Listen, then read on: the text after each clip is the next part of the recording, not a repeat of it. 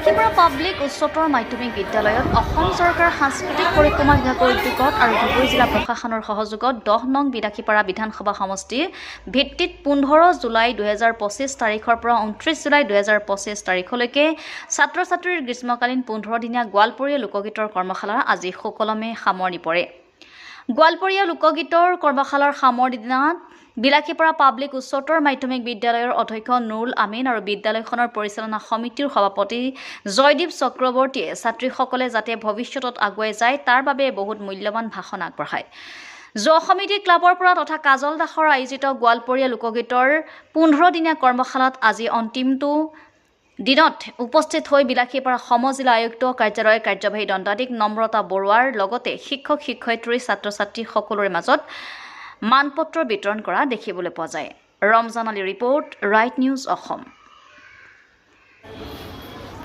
এই কৰ্মশালাটো আয়োজন কৰা হৈছিল, ইয়াৰ নিশ্চয় এটা উদ্দেশ্য আছে।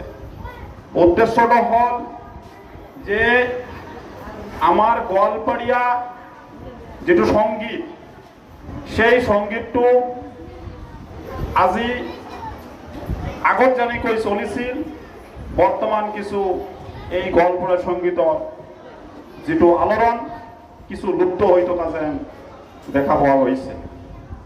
চৰকাৰে যি প্ৰচেষ্টা লৈছে, এই প্ৰচেষ্টাৰ জৰিয়তে আমাৰ উঠি অহা ছাত্ৰ-ছাত্ৰীসকল এই কৰ্মশালাৰ জৰিয়তে অদূৰ ভৱিষ্যতত তেওঁলোকে আমাৰ গোৱালপৰীয়া যিটো কলা সংস্কৃতি সেইটো সজীৱ কৰি ৰাখিব বুলি মই ভাবোঁ।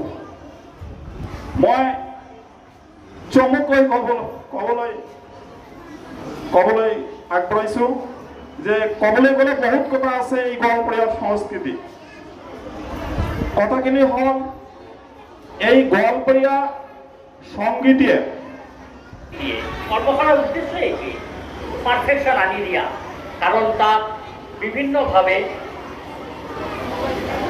প্ৰশিক্ষণ দিয়া হয় আৰু যিবিলাক ল'ৰা ছোৱালী প্ৰশিক্ষণ ল'বলৈ আহে তেখেতৰ মাজত এটা ভাৱৰ আদান প্ৰদান হয়।